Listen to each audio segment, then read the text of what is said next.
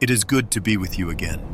I hope this winter day finds you safe, warm, and at peace wherever you may be listening from. We often speak about the cold that covers the land, but what about the quiet cold that settles in the heart after years of loss and silence? Have you ever wondered if one small act of kindness could awaken something long buried within you? Tonight's story takes us to the snowbound edges of Montana, where a 42-year-old veteran in a worn green jacket lives with only his loyal German shepherd. On a night when the wind carries old memories, a frozen bobcat mother and her tiny kitten appear at his door, forcing a choice between fear and compassion. What follows is not just survival, but a bond that proves even the wild remembers mercy. Stay with me. If stories like this bring you comfort, consider subscribing and let us discover how one winter night can turn loss. Snow smothered Bozeman beneath a wind that erased roads, muffled clocks, and pressed its cold palm against every living thing still awake. Jack Miller had learned long ago how to sit with silence. At 42, the former infantry sergeant carried his years the way mountains carried snow, quietly, with weight and patience. He was tall, broad through the shoulders, his posture still disciplined, despite the limp he never spoke about. A faded green military jacket hung from his frame, the elbows worn thin, the fabric holding the faint smell of smoke and pine. His face was angular, carved by Montana winters and harsher places overseas, with a short, untrimmed beard dusted with early gray. Deep lines framed his mouth, not from smiling, but from restraint. His eyes, steel blue and watchful, had seen enough chaos to make stillness feel earned. The war had not taken his body, but it had rearranged his insides, teaching him to trust routine more than people, and animals more than promises. Beside him lay Shadow, a 5-year-old German shepherd with a thick black and tan coat and an old scar cutting through his left eyebrow like a punctuation mark from a harder sentence. Shadow was all muscle and alertness, ears tuned to the world beyond the walls, amber eyes reflecting the firelight. He had been trained once, officially, before Jack adopted him from a county shelter where loyalty was mistaken for aggression. Shadow's temperament mirrored Jack's. Calm, guarded, deeply protective. He did not bark without reason. He did not sleep without listening. The cabin was small, practical, built by hands that valued function over comfort. The fire popped low in the hearth. Outside, the wind howled with a voice Jack recognized, the same pitch as incoming shells, the same insistence that something was about to break. He exhaled slowly, grounding himself in the heat on his palms, the steady rise and fall of Shadow's chest. That was when the sound came. It was not a knock, not a voice, not the careless scrape of a branch. It was softer, weaker, a dragging sound against wood, followed by a pause so long Jack thought he had imagined it. Shadow's head lifted. His ears rotated forward. A low vibration stirred in his chest, not yet a growl. Then it came again. A scratch, thin, faltering, like a question asked by someone who did not expect an answer. Jack stood. His joints protested the cold already settling in his bones as he reached for the door. Every instinct trained into him warned of risk. Winter brought desperate animals closer to town. Bobcats, wolves. Hunger made rules negotiable. Shadow rose as well, positioning himself half a step behind Jack's leg, body tense but obedient. When Jack opened the door, the storm surged forward as if relieved to be acknowledged. Snow swept inside, sharp and biting. The porch light revealed a shape that did not move. A female bobcat lay collapsed against the wooden boards, her powerful body reduced to a rigid curve of fur and ice. She was large for her kind. Her tawny coat patterned with dark rosettes now matted and stiff, each breath lifting frost from her whiskers. Her ears were flattened not in threat, but exhaustion. One front paw was lifted, claws half extended, frozen mid-gesture. Pressed tightly against her chest was a kitten no bigger than Jack's forearm, its fur damp, its sides barely moving. The mother's body had been positioned deliberately, shielding the smaller one from the wind, from the world. Shadow growled once, low and uncertain. Jack raised his hand, palm open. The bobcat's eyes met his, amber dulled by fatigue, yet lucid. There was no challenge in them, no calculation, only a raw animal clarity that sliced through Jack's defenses faster than memory ever had. He recognized that look. He had worn it himself years ago, carrying a wounded man through snow that looked just like this. The bobcat's instincts screamed at her to flee. Every cell in her body knew the danger of doorways and firelight and the upright predator standing before her. But the kitten twitched weakly, and that sound, so small it barely existed, overpowered fear. She dragged herself forward by inches, her claws scraping wood, producing the sound that had pulled Jack from his chair. It was not an attack. It was permission. Jack felt something inside him loosen, something he had kept tightly bound since coming home. He stepped back, widening the door. The motion was slow, deliberate, a non-verbal promise. Shadow hesitated, then sat, his gaze never leaving the wild pair, his body a living barrier should things turn wrong. The bobcat seemed to understand. With a shuddering breath, she crossed the threshold, collapsing just inside the cabin. Snow melted beneath her, darkening the floorboards. The kitten remained tucked against her chest, still alive. Barely. Jack closed the door against the storm. Winter raged on outside, but something fragile and dangerous had entered his world. And by opening that door, Jack Miller had already changed what the night would demand of him. The door closed behind them, with a dull, final thud, sealing the storm outside as if the cabin itself had decided to take a side. For a long moment, no one moved. The bobcat mother lay stretched on the rough wooden floor, her breathing shallow and uneven, each rise of her ribcage a fragile negotiation with the cold still clinging to her bones. The kitten remained pressed against her chest, so small it seemed more like a shadow than a living thing, its body trembling in faint, irregular spasms. Shadow stood several feet away, his muscles taut beneath his thick coat, ears high, tail low but steady. At 5 years old, he was in his prime, broad-chested, powerful, trained once to obey commands shouted over gunfire. Yet now he relied not on training, but instinct sharpened by loyalty. His amber eyes never left the bobcat, tracking the smallest movement, every twitch of muscle or flick of ear. He was not afraid, but he was alert, aware that one misstep could turn mercy into blood. Jack Miller crouched slowly, careful not to rush the space between them. His knees protested as he lowered himself, the old injury reminding him of a winter patrol years ago when evacuation came too late. He ignored the pain. Pain was familiar. What unsettled him was the stillness, the way the cabin seemed to hold its breath. The fire cracked softly behind him, warmth spreading through the room, but the bobcat mother did not move toward it. Her focus remained singular, absolute. Her kitten. Jack studied her the way he had once studied wounded soldiers. She was younger than he had first assumed, perhaps 5 or 6 years old. Her body lean but built for power, now reduced by hunger and exhaustion. Ice still clung to the fur along her flanks and whiskers, and when Jack shifted slightly closer, she lifted her head just enough to watch him. Her eyes were clouded with fatigue, yet sharp with awareness. She could still fight, if she had to. She simply chose not to. That choice unsettled Jack more than aggression ever could. In war, surrender was rare and often temporary. Here, on his cabin floor, surrender was complete.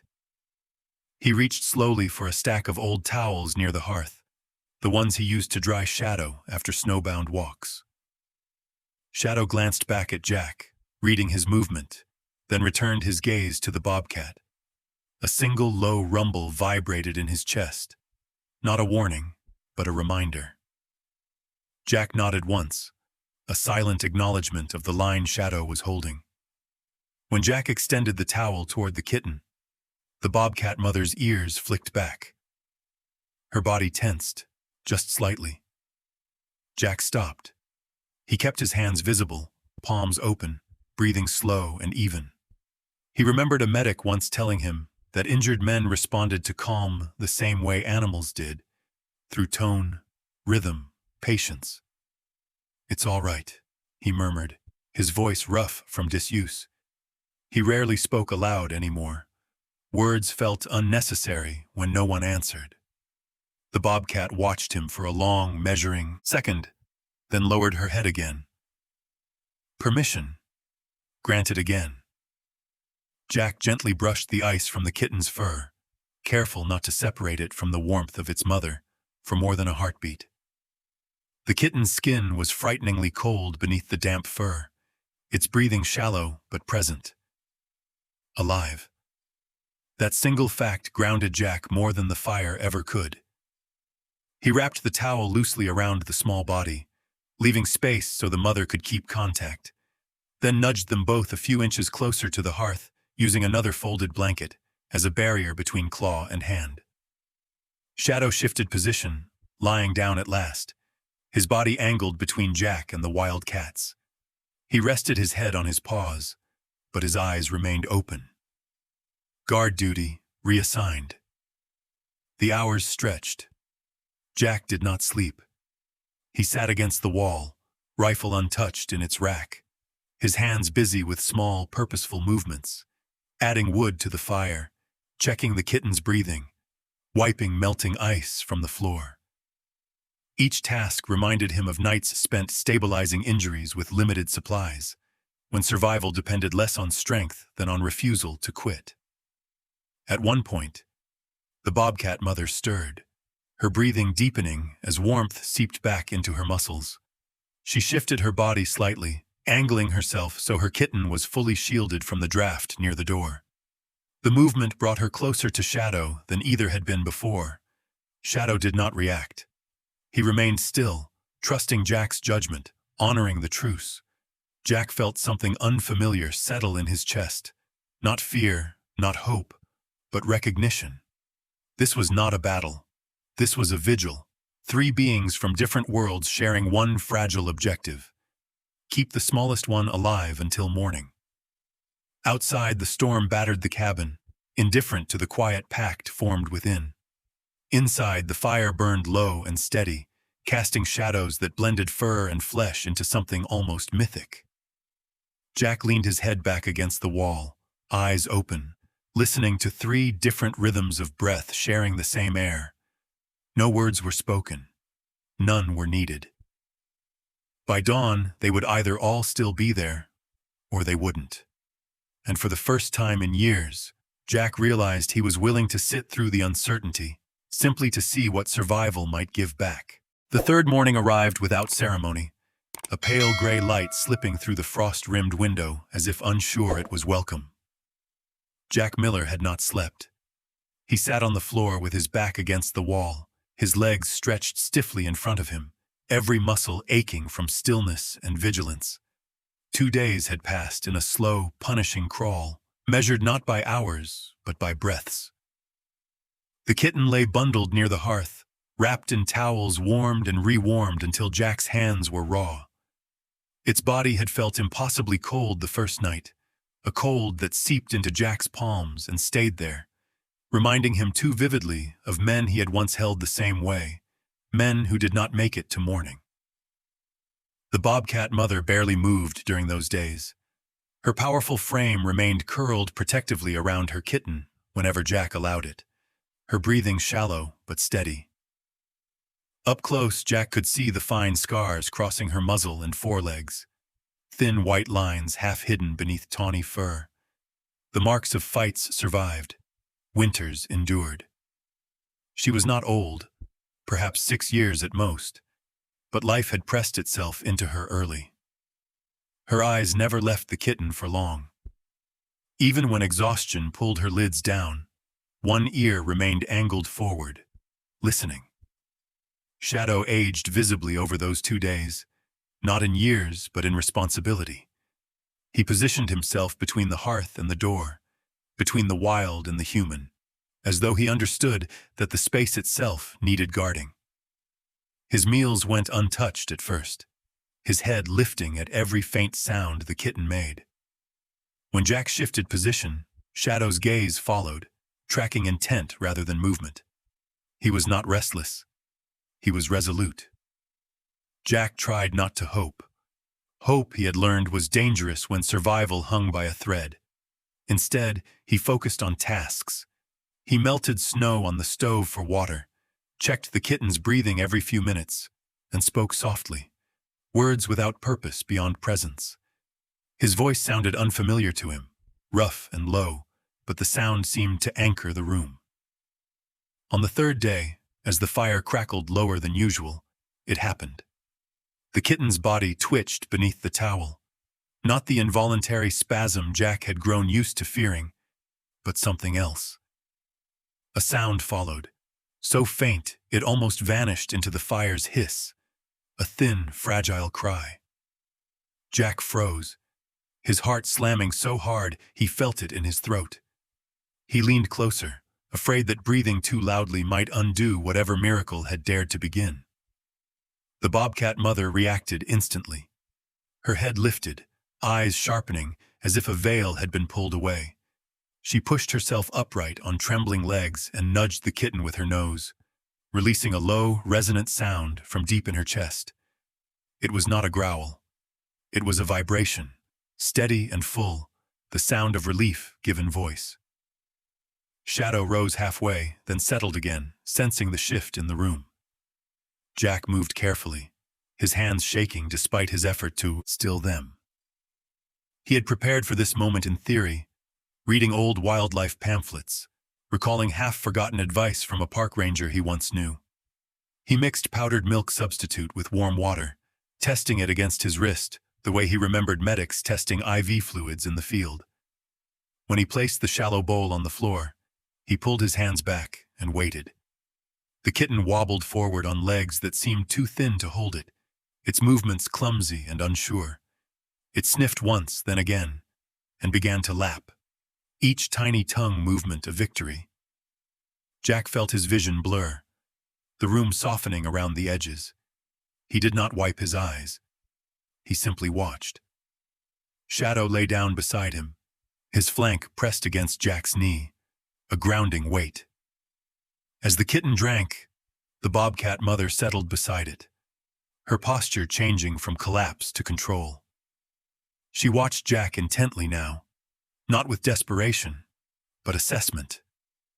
Her gaze was calm, unnervingly intelligent, as if she were memorizing him. Jack held her eyes without flinching. He had faced worse judgments. The days that followed carried a strange, quiet rhythm. Strength returned in increments so small they were easy to miss unless you were watching for them. The kitten's cries grew louder, more insistent. Its coat dried and fluffed, the dark markings along its sides becoming clearer. The mother began grooming it again, her tongue rough but precise, restoring a routine as old as her species. The cabin itself seemed to adapt.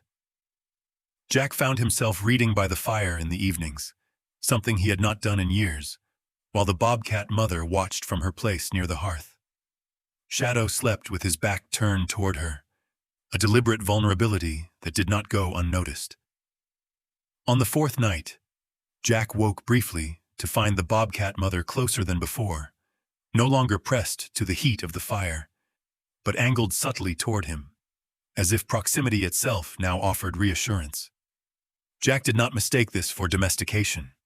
He understood the difference between trust and taming. What had formed between them was something narrower and more profound, a shared memory of survival. He had not saved her world. He had simply refused to let it end when it crossed his threshold. Outside, the storm finally loosened its grip on Bozeman. Snow fell lighter, the wind less insistent. Inside, life had answered back, fragile but undeniable. Jack leaned back in his chair one evening, listening to the soft sounds of grooming and breathing, and felt something unfamiliar settle in his chest. Not peace, but purpose. And for now, that was enough. Jack stepped outside in the late afternoon, the sky the color of worn steel, the kind that promised another hard night. The storm had eased, but winter had not loosened its grip. Daytime thaw had betrayed the land, sealing the ground beneath a treacherous skin of ice. He moved carefully, favoring his right leg, the old injury stiffened by cold. Jack Miller had always been built for endurance rather than grace. Tall, broad-backed, with a squared jaw and a beard he trimmed only when it grew bothersome. Years ago, an explosion had thrown him hard against frozen earth, leaving him with a fracture that healed crooked and a lesson that stayed sharp. Never rush on uncertain ground. Today, he misjudged a step. His boot slid. Gravity took the decision from him. He fell down the short embankment behind the cabin, the air punching from his lungs as his legs slammed into a fallen pine. There was a sound he recognized too well. Bone protesting, then surrendering. Pain flashed white and immediate, drowning thought, turning the world into edges and breath. He tried to move and couldn't. The log pinned his leg at an angle that stole leverage and hope alike. The wind found him quickly, threading cold through his jacket, biting at sweat and skin. Jack yelled once, then again, but the sound broke apart in the trees and went nowhere. He lay back, breath ragged, mind narrowing the way it did in bad moments, counting tasks instead of outcomes. Don't panic. Don't sleep. Stay loud. He pounded the snow with a gloved fist until the effort blurred his vision. Minutes stretched. The cold began its quiet work, numbing fingers, dulling urgency, inviting surrender with a familiar whisper. Inside the cabin, the Bobcat mother lifted her head.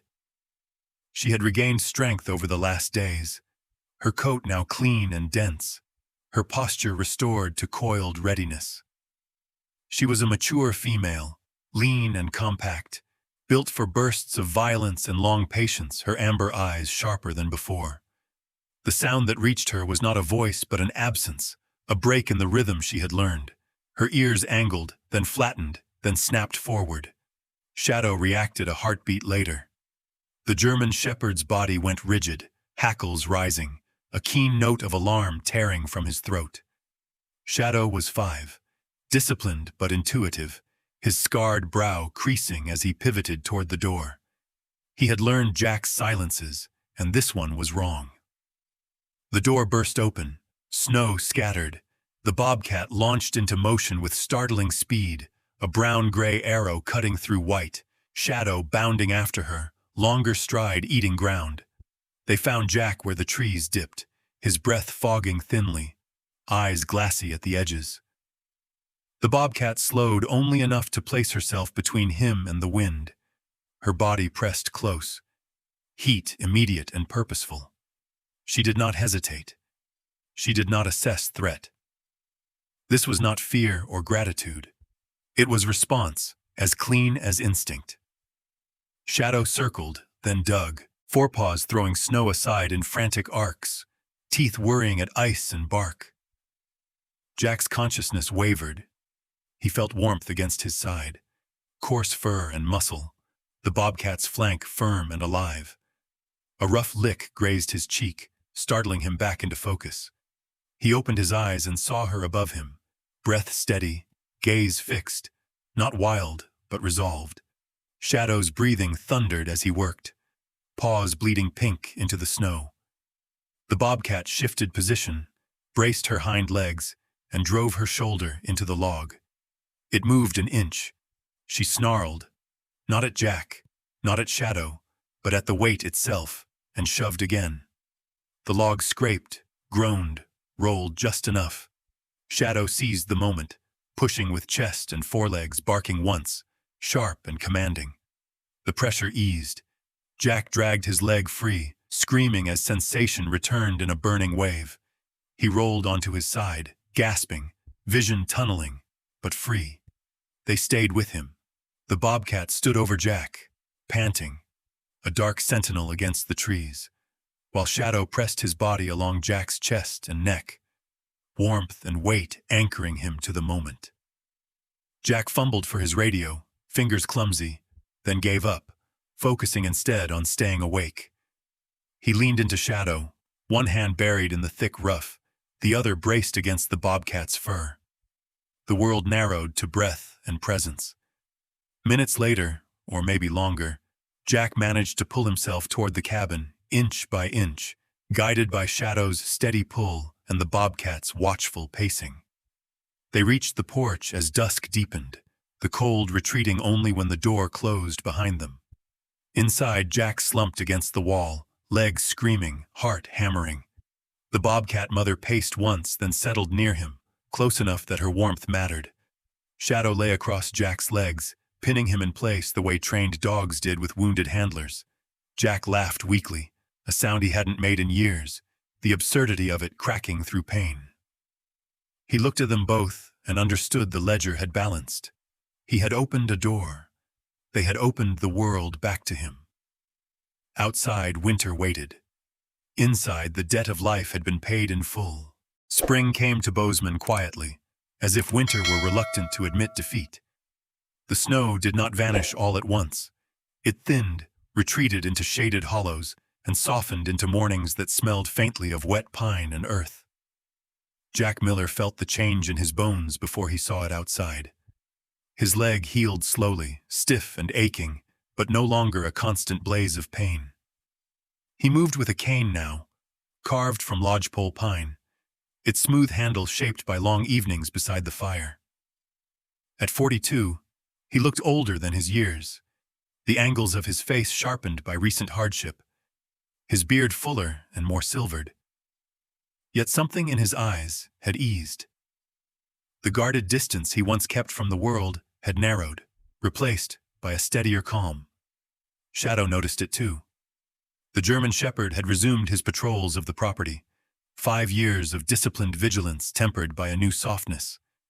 His scarred brow still gave him a severe look, but his tail wagged more easily now, especially when Jack ventured outside. Shadow's coat gleamed again, thick and healthy, his movements confident. He slept less at the door and more at Jack's feet, a sign that danger no longer pressed so close. The bobcat mother had recovered fully. Her coat shone with restored strength, the rosettes dark and clean, her body taut and ready. She kept her distance now, no longer seeking the hearth, spending hours at the edge of the trees with her kitten. The little one had grown fast, sturdy and curious, its steps sure, its eyes bright. It practiced pounces on drifting leaves and Shadow's shadow alike, earning a patient huff from the dog and a corrective swat from its mother. Jack watched them from the porch, never intervening, understanding that wildness needed room to breathe. The decision arrived without drama. One morning, Jack realized he had begun leaving the door open during the day, not for them to come in, but so he could hear the forest better. The bobcat mother stood at the tree line, watching him, her posture alert but unafraid. Jack leaned on his cane and nodded once. He knew what she knew. The cabin had been a shelter, not a home. Survival had been the contract. Freedom was the conclusion. He opened the door fully and stepped aside. The bobcat mother approached with measured steps, her kitten padding close. She paused at the threshold, not crossing it this time. Jack felt the moment settle, weighty and exact. He did not reach out. He did not speak. Shadow sat at his heel, ears forward, respectful. The bobcat mother turned her head and met Jack's gaze. There was no pleading now, no desperation. She closed her eyes in a slow blink, a gesture of trust in her world, then turned away. The kitten followed, glancing back once, then bounding after her into the pines. The forest swallowed them gently. Life reassembled itself around the absence. Jack returned to his routines with a difference. He noticed things. The way sunlight caught on frost at dawn. The way Shadow listened, head tilted, to distant birds. Jack began walking farther each day, the cane tapping a patient rhythm. He visited town once a week now, exchanging nods with neighbors who had learned not to ask questions. He spoke to the grocer, to the woman at the hardware store, his voice still rough but present. The world felt less like a perimeter and more like a place. Weeks passed. Snow fell again, briefly, a reminder rather than a threat. One morning, Jack opened the door to a quiet that felt intentional. The porch was dusted with fresh powder. There, near the edge of the boards, were two sets of tracks, one large, round, and deliberate, one small, lighter, playful. They faced the cabin, paused, then turned back toward the trees. Jack crouched with care, fingers brushing the indentations, the cold biting pleasantly. Shadow leaned in, sniffed, and looked up at Jack with a soft whine that might have been a question or a greeting. Jack smiled, not wide, not loud, but real. He did not follow the tracks. He understood the message. This was not a promise of return, not a claim upon his space. It was acknowledgement. A ledger balanced and closed. He straightened, joints complaining, and went inside to make coffee. The day waited. From time to time, the tracks appeared again after a fresh fall, sometimes closer, sometimes farther off. Jack learned to read their angles, the kitten's growing confidence etched in longer strides. He never left food. He never called. He honored the boundary that had made the bond possible in the first place. Winter would come again. It always did. Jack knew now that when it did, he would meet it differently. Compassion had not weakened him. It had tuned him. He had learned that opening a door did not invite ruin. Sometimes it invited reciprocity, and sometimes the wild remembered. As this story comes to a close, it leaves behind more than footprints in the snow. It leaves a quiet reminder that miracles do not always arrive with thunder or light. Sometimes they come disguised as need, knocking softly at our door on the coldest night. In moments when fear urges us to turn away, grace often asks us to open our hearts instead. Many believe that God works only in grand gestures, yet time and again, He chooses small acts of compassion to reveal His presence. A door opened, a life protected, a debt of love returned. In our daily lives, we face quieter storms, loss, loneliness, exhaustion, and doubts that freeze the spirit long before the body.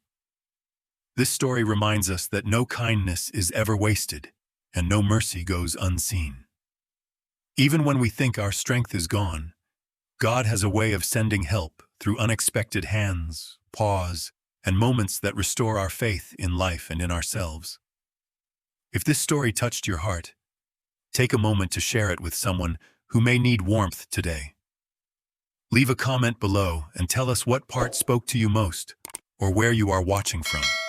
And if you find comfort in stories of hope, compassion, and quiet miracles, consider subscribing to the channel so we can continue this journey together.